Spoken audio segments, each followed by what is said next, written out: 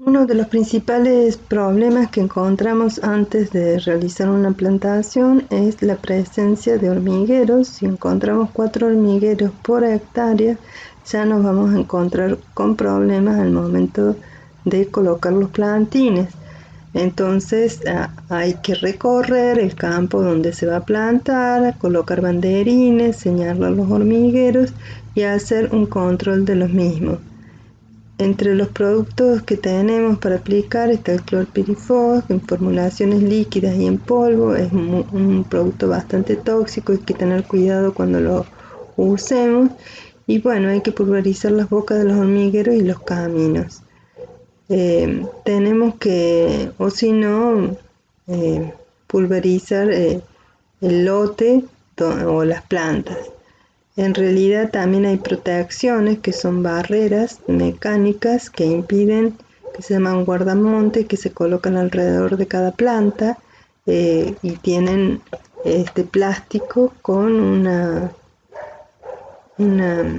¿cómo se llama? Como una esponja que lo rodea, de manera que las hormigas cuando quieren subir por el tallo encuentran la esponja, se van hacia los costados y como se encuentran con un plástico que es liso, se resbalan y se caen. Pero ¿qué pasa? Si la hormiga puede subir a través de una maleza, puede ir hacia la planta. O sea que en este caso de usar esa guardamontes hay que tener mucho cuidado de no tener algún elemento por el cual la hormiga burle esa barrera. Luego tenemos todo lo que son los cebos. Los cebos hay que colocarlos cerca de los hormigueros, no en la boca del hormiguero. Muchas veces se puede colocar una botella acostada porque los cebos cuando llueve se pierde su capacidad, o sea, tienen que ser aplicados en épocas secas, ¿no es cierto? Y para ello, si uno lo coloca dentro de una botella como abandonada de alguna gaseosa, las hormigas son atraídas y lo llevan dentro del nido de manera que el hongo se muera. Luego tenemos el fipronil que también puede ser líquidos o como formulaciones de sebos. También está la tierra de diatomea que se puede poner alrededor de la planta. Bueno, hay varias formas orgánicas, pero bueno, estos son los hormiguicidas químicos recomendados. Los eucaliptos son especies que no compiten bien con las malezas. Entonces, en la zona de la Mesopotamia se recomienda su aplicación desde en los primeros estadios, combatirlo hasta los 2 años, acá también en Córdoba, ¿no? Pero este manual fue hecho para los productores de eucaliptus en la Mesopotamia argentina y muestran los distintos, este manual también está en internet, disculpen que me olvidé de decirles, muestran los distintos productos que se les puede aplicar. Son selectivos la mayoría, menos el glifosato. Si uno aplica glifosato debe hacerlo con cuidado porque no, el eucalipto es susceptible. Hay que hacer aplicaciones dirigidas, ¿no es cierto?, con pantallas, hay que ver que no haya viento, todo lo que se debe seguir para aplicar el glifosato, ¿no es cierto? Y tenemos que en el caso de los otros productos recomendados, el oxiflorfen, el alaclor, el cetoxidin, el floxipo y el loxifo, tienen distintos momentos de aplicación. El alaclor, por ejemplo, es un preemergente y funciona bastante bien y se puede aplicar libre de maleza porque ataca a las gramíneas y a algunas latifoliadas que empiezan a germinar. En cambio, el oxiflorfen también se lo puede aplicar con libre de malezas y el resto cuando hay plántulas, ¿no es cierto? El resto de los selectivos.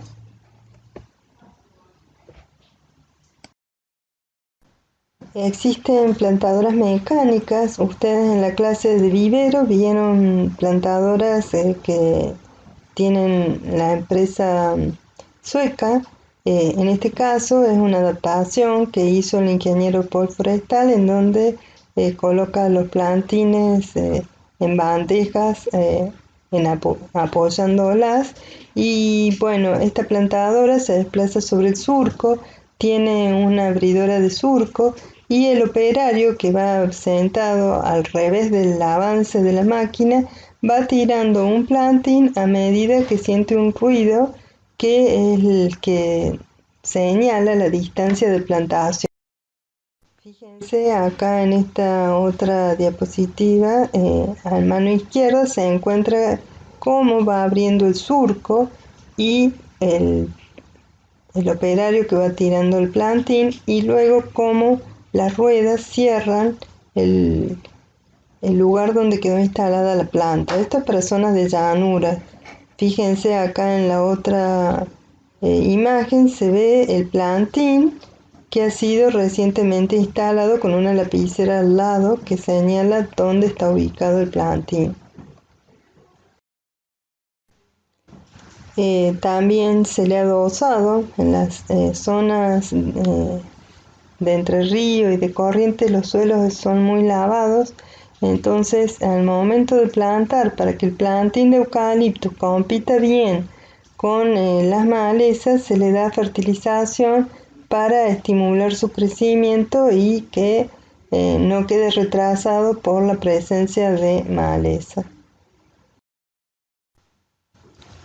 La plantación manual también la vieron en la clase de vivero. Estos son plantaciones hechas con bastón plantador, donde el operario va caminando y cuenta tantos pasos y va colocando la planta en zonas de llanura, previamente hecho el surco en la zona donde se planta, ¿no es cierto? El suelo ya fue ablandado, digamos. Y bueno, es como un sapín, tiene que apretar y libera el plantín una vez colocado. El uso de holladora en la forestación, cuando el suelo es bastante llano, es bastante importante, porque agiliza bastante la plantación, porque ya los hoyos ya están colocados a una distancia dada a la elegida, y es menos problemático realizar el pozo. Además, generalmente estos suelos suelen estar planchados y son muy duros, y hay que esperar a que se humedezcan si tenemos que hacer la plantación manual, porque si no es muy dificultoso hacerla.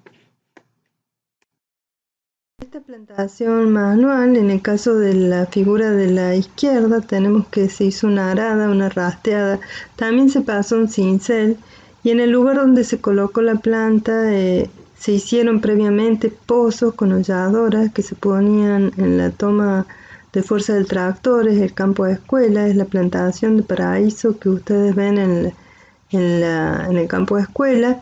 Las plantas fueron hechas en vivero de cría, se traslada en invierno a raíz desnuda, y la parte aérea se cortó a 2 yemas. Esto fue para unificar el tamaño de la planta, porque el desarrollo que alcanzaron era diferencial en el vivero de cría. Entonces, para que todas estén parejas, se hizo ese procedimiento, y luego se regó, porque el riego es obligatorio al momento de plantarla. Además, era una época de secano, o sea, de seca, no llovió hasta la primavera. En el caso de la derecha, es una plantación de algarrobo en una zona muy desértica en La Rioja. Fíjense el tipo de suelo, es casi como un loess mezclado con arena. Digamos que al algarrobo le encanta ese lugar, pero es necesario en ese momento hacer un buen riego y una buena cazuela, para que la poca agua que hay en ese lugar quede dentro de ese lugar y no se desplace hacia otro lado. En este caso se hizo una arada, una rastreada, un subsolado y un hollado, como en el caso anterior, Es el caso de Tras la Sierra, cuando instalamos en Villa Dolores un ensayo de introducción de progenia, mejor dicho, de algarrobo, de Prosopis chilensis. En este caso se hizo una plantación bajo riego, utilizando curvas de nivel. Este es en el 44, en Capilla del Monte, y en el medio se hicieron cultivos intercalares, se quería hacer alfalfa, y las especies probadas en ese lugar fueron robles, algarrobos y nogales. En lo que es la plantación en ciudad y en parquización, se estila, si bien se pueden usar plantines forestales, la gente prefiere utilizar plantas de mayor dimensión. En este caso, fíjense que el pan de tierra es mayor y la planta también es de mayor tamaño. Uno de los principales enemigos de las plantaciones son los roedores ya sea liebres o tucutucu o cuises. Atacan a las plantas cuando uno las coloca, como es que no para comerlas, sino para roerlas, y muchas veces porque se siente invadido, que uno está ocupando su lugar y está invadiendo su territorio. Hay muchos métodos para evitar de que los roedores ataquen. Algunos colocan pelos de personas alrededor de la planta. También hay repelentes o sustancias picantes que si la tocan, después no la vuelven a tocar porque creen que tiene esa sustancia. Y también están las protecciones, ¿no es cierto? Las protecciones se pueden hacer con descarte de tapas de botellas que rodean a hierros de 4,2 puestos en cruz en el suelo, y los descartes de botellas, por ejemplo, son las chapas que quedan luego que se hicieron las tapas de botellas como en la cerveza, por ejemplo. Esto se consigue en las zonas industriales, y el inconveniente es que muchas veces el viento hace que el plantín se mueva, y el rozar con esto se lastima.